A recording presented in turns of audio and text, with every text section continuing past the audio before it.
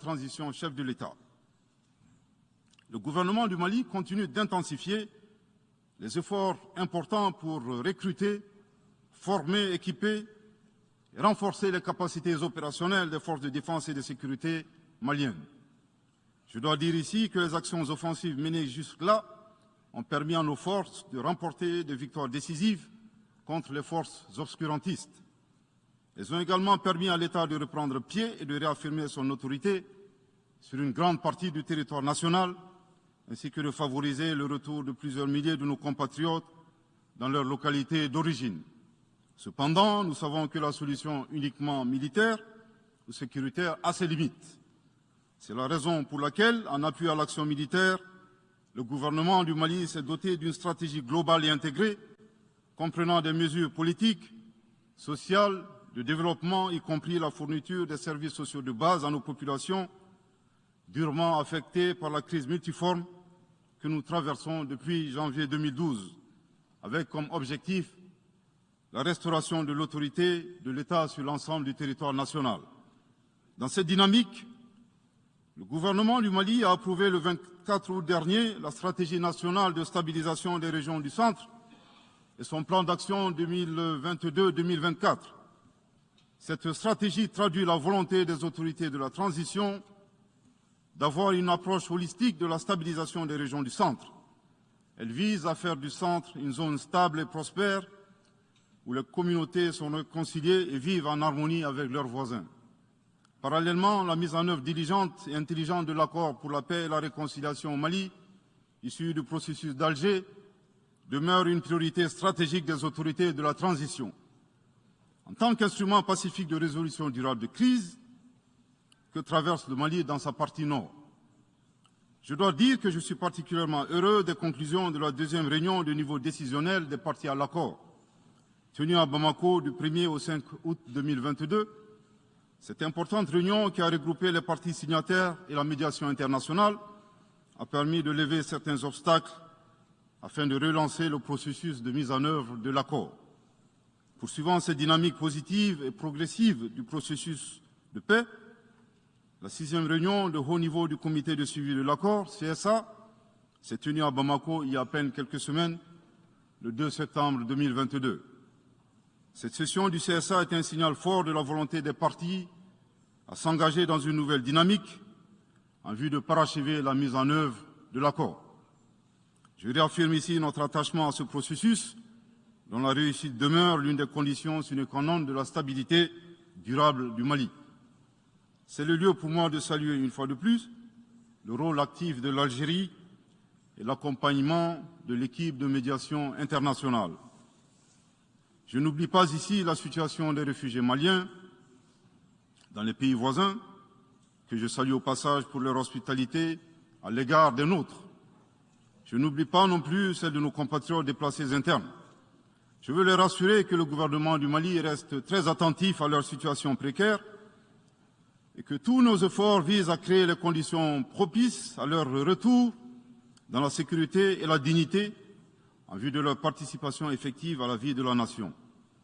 Monsieur le Président, dans sa difficile quête pour la paix, la stabilité et le développement durable, le peuple malien reste reconnaissant des efforts et des sacrifices consentis par la MINUSMA, de sa création en juillet 2013 à nos jours, visant à aider le Mali à restaurer son autorité sur l'ensemble de son territoire.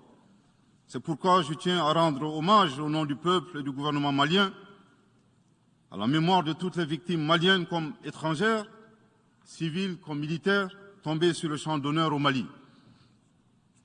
Cela dit, il nous faut reconnaître que près de 10 ans après son établissement, les objectifs pour lesquels l'aménagement a été déployé au Mali ne sont pas atteints, et ce, en dépit des nombreuses résolutions du Conseil de sécurité. C'est pourquoi le gouvernement du Mali réitère sa demande, maintes fois exprimée, d'un changement de paradigme, d'une adaptation de l'aménagement à l'environnement dans lequel elle est déployée et d'une meilleure articulation de cette mission avec les autorités maliennes. Dans cette perspective, il est extrêmement important pour l'aménagement de rester une force d'appui au Mali dans sa quête de stabilité. Le gouvernement du Mali dénonce les influences extérieures négatives et les tentatives d'instrumentalisation de certaines entités légalement présentes au Mali pour servir des agendas cachés, y compris à travers l'exploitation de la question des droits de l'homme aux fins de déstabilisation. Monsieur le Président, le monde se souviendra qu'après avoir été abandonné en plein vol le 10 juin 2021 par la France, qui a unilatéralement décidé de retirer la force Barkhane du Mali, mon pays a été ensuite poignardé dans le dos par les autorités françaises. La précision est d'autant plus utile que nous refusons tout amalgame avec le peuple français que nous respectons. Les autorités françaises, profondément anti-françaises, pour avoir régné les valeurs morales universelles et trahi le lourd héritage humaniste des philosophes des Lumières, se sont transformées en une junte au service de l'obscurantisme.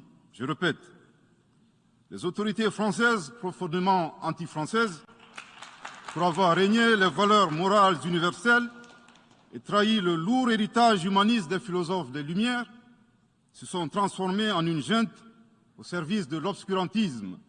Je répète pour une dernière fois. Les autorités françaises, profondément anti-françaises, pour avoir régné les valeurs morales universelles et trahi le lourd héritage des philosophes des Lumières, se sont transformées en une junte au service de l'obscurantisme. Obscurantisme de la junte française nostalgique de pratiques néocoloniales, condescendantes, paternalistes et revanchardes, qui a commandité et prémédité des sanctions inédites, illégales, illégitimes et inhumaines de la CEDEAO et de l'UEMOA contre le Mali et mon pays.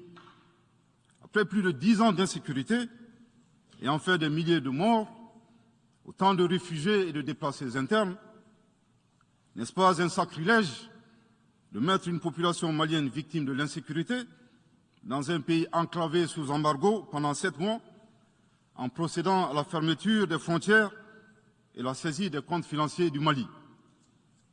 Grâce à sa résilience et à la solidarité de pays amis et des peuples africains, le peuple malien a tenu et a déjoué les pronostics de ses adversaires.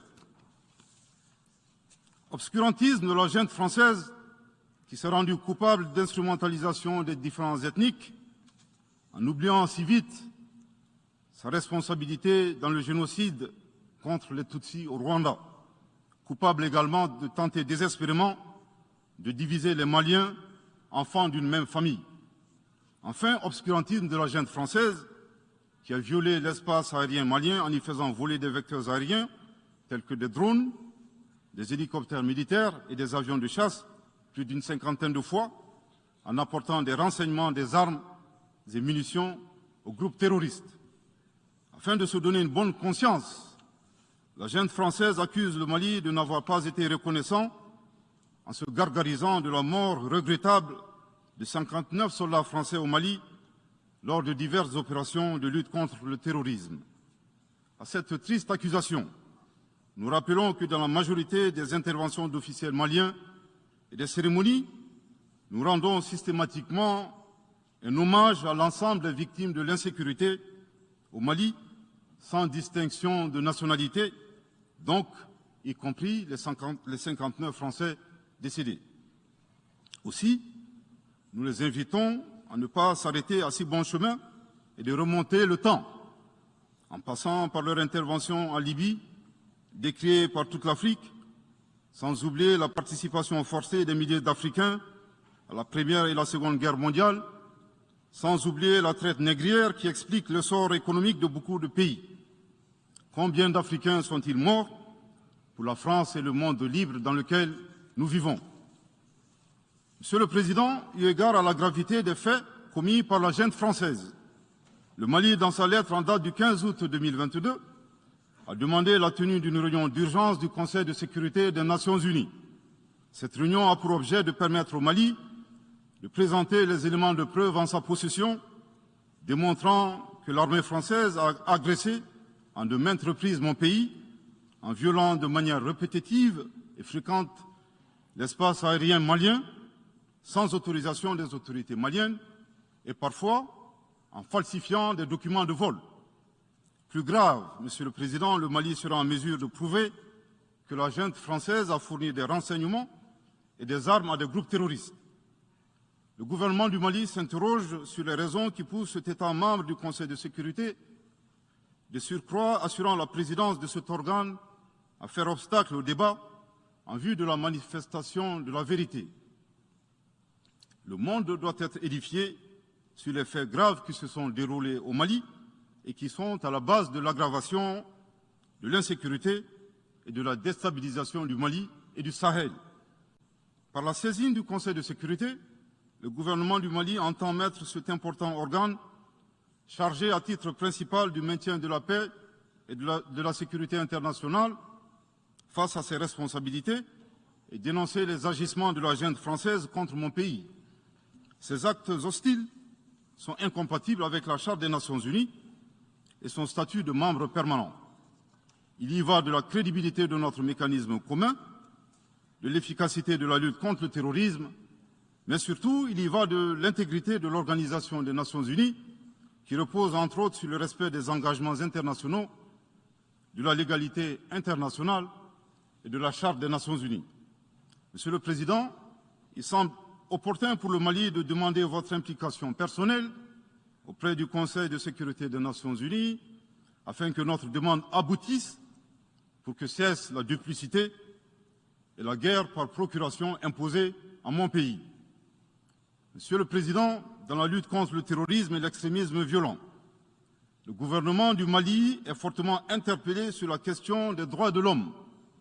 Je tiens à souligner que les droits de l'homme constituent avant tout des valeurs qu'incarne chaque Malien. Aussi, le gouvernement du Mali reste déterminé à les respecter et à les faire respecter, conformément à sa politique de tolérance zéro contre l'impunité.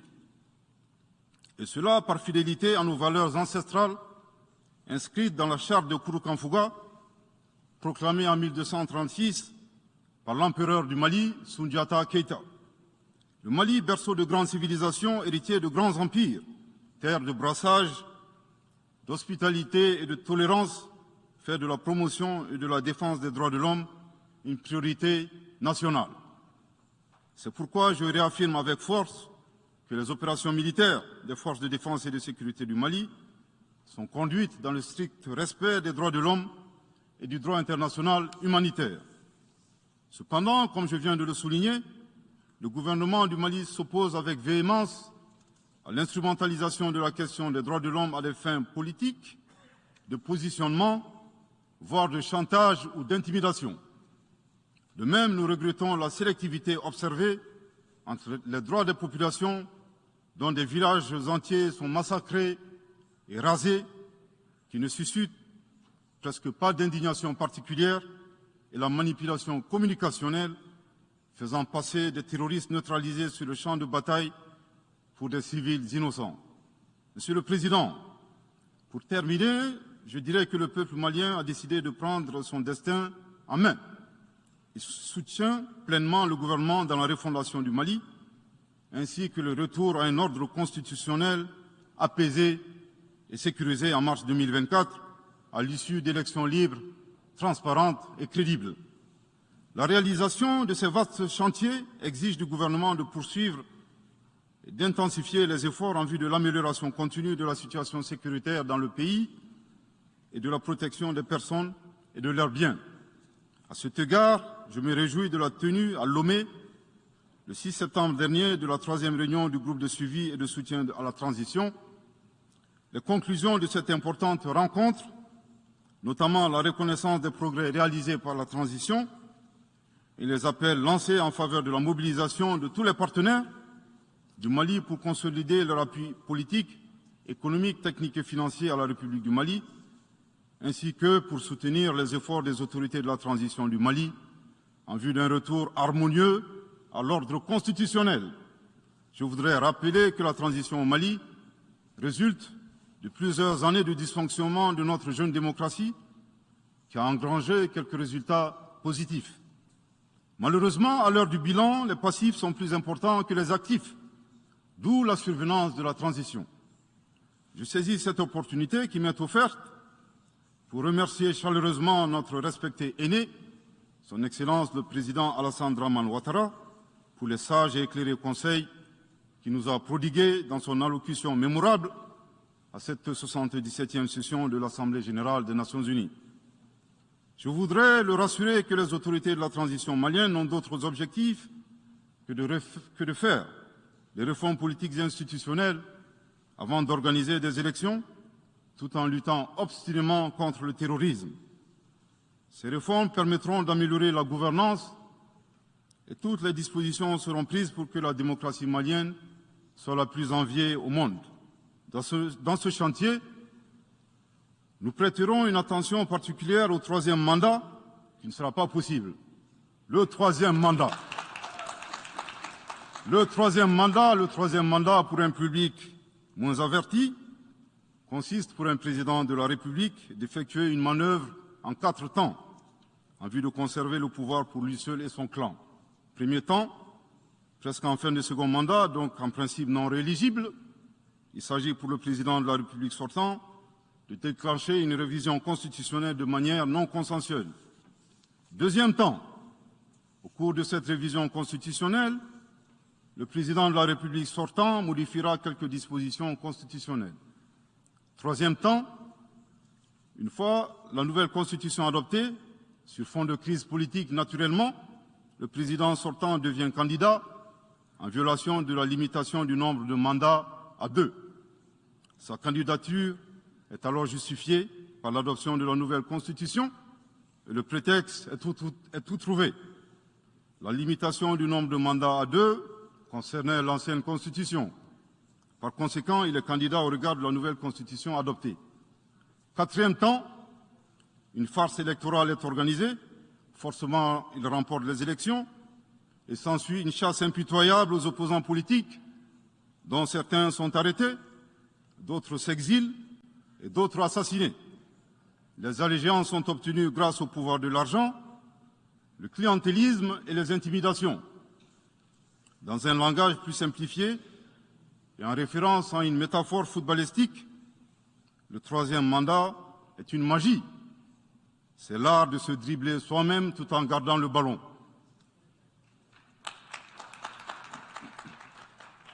Excellence, Monsieur le Président Ouattara, vos conseils nous rappellent la triste histoire du chameau qui se moque de la bosse du dromadaire. Malgré les efforts tangibles de la transition malienne, dans la mise en œuvre des chronogrammes des réformes politiques et institutionnelles et celui des élections, salués par la communauté internationale, Madame la ministre des Affaires étrangères de la junte française, à qui le Mali n'a pourtant rien demandé, a estimé qu'il n'y avait pas eu de progrès, oubliant que nul ne peut aimer le Mali plus que les Maliens eux-mêmes. Sa position singulière et son adversité ne nous surprennent guère. Victor Hugo, dans Claude Gueux, a classé le genre humain en 2 catégories, en indiquant, je cite, qu'il y a des hommes qui sont fers et des hommes qui sont aimants. Fin de citation. Madame le ministre, dont il s'agit malheureusement, n'est ni fer, ni aimant, elle est hideusement sui generis. Devant l'incertitude et les situations étrangères, le peuple malien adopte une attitude prudente. C'est ce que l'écrivain et le sage Amadou Hampâté-Bâ met en relief en conseillant dans l'étrange destin de Wangrin que, je cite, « Si observer est une qualité, savoir se taire préserve de la calamité ». Fin de citation. Madame le ministre de la junte française, le Mali vous conseille de vous contenter d'observer sa situation. C'est l'occasion pour moi de saluer les relations de coopération exemplaires et fructueuses entre le Mali et la Russie, tout en réaffirmant que le Mali reste ouvert à tous les partenaires qui souhaitent l'aider à relever les défis multiples qui l'assaillent, dans le respect strict de sa souveraineté, de son unité et de la dignité du peuple malien. Le Mali rappelle que, conformément à la vision du colonel Assimi Goïta, président de la transition chef de l'État, 3 principes guident l'action publique nationale. Premier principe, le respect de la souveraineté du Mali. Deuxième principe, le respect des choix stratégiques et de partenaires opérés par le Mali. Troisième principe, la prise en compte des intérêts vitaux du peuple malien dans les décisions prises. En application de ces principes, le Mali reste disposé à poursuivre et à renforcer ses relations de bon voisinage avec l'ensemble des pays qui l'entourent. De même, le Mali, fidèle à son engagement panafricain, continuera à œuvrer au sein des organisations sous-régionales et régionales pour la réalisation de l'intégration africaine. Également, l'atteinte des objectifs de la transition requiert l'accompagnement de l'ensemble des partenaires du Mali, y compris les Nations Unies. J'en appelle donc aux amis du Mali à rester mobilisés aux côtés du gouvernement en vue de l'aider à relever ensemble ces défis importants. Pour la grande majorité des États du monde, convaincus par le respect mutuel et le partenariat gagnant-gagnant, je leur garantis que les portes du Mali leur sont grandement ouvertes et les Maliens les accueilleront les bras ouverts. Pour la minorité qui serait tentée de ne pas respecter ces principes, nous leur promettons qu'ils feront face à des millions de Assimi Goïta, soucieux de défendre leur honneur, leur dignité et leurs intérêts vitaux. Je terminerai en donnant 2 conseils aux nostalgiques de la domination. Ayez le sens de l'empathie en traitant les autres comme vous voudrez être traités ou en ne faisant pas aux autres ce que vous ne voudrez pas qu'on vous fasse. Le second conseil, revoyez vos copies, revoyez vos modèles, revoyez vos logiciels pour intégrer le changement de mentalité et l'évolution du monde dans vos grilles de lecture et d'analyse. Sortez du passé colonial et entendez la colère, la frustration, le rejet qui remonte des villes et campagnes africaines, des populations africaines, et comprenez que ce mouvement est inexorable. Grâce au principe de la multiplication fractale, vos intimidations et vos actions subversives n'ont fait que grossir le rang des Africains soucieux de préserver leur dignité. S'il n'était qu'une centaine aux indépendances, aujourd'hui nous sommes des millions, et demain, tant que les paradigmes inégalitaires demeureront, nous serons des milliards. Le Mali et son peuple ne seront pas des spectateurs face aux assauts et l'adversité. Pour chaque mot employé de travers, nous réagirons par réciprocité. Pour chaque balle tirée contre nous, nous réagirons par réciprocité. C'est à ce prix qu'une nouvelle ère sera une réalité avec des solutions porteuses de changement pour relever des défis interdépendants, avec des États interdépendants et en valorisant l'homme sans distinction aucune, notamment de race, de couleur, de sexe, de langue, de religion, d'opinion politique ou de toute autre opinion, d'origine nationale ou sociale, de propriété, de naissance ou de toute autre situation telle que stipulée à l'article 2 de la Déclaration universelle des droits de l'homme. Que Dieu bénisse le Mali et préserve les Maliens des forces obscurantistes et destructrices du monde. Que Dieu bénisse l'Afrique et préserve les Africains des forces obscurantistes et destructrices du monde. Que Dieu bénisse le monde et préserve l'humanité entière des forces obscurantistes et destructrices du monde. Je vous remercie de votre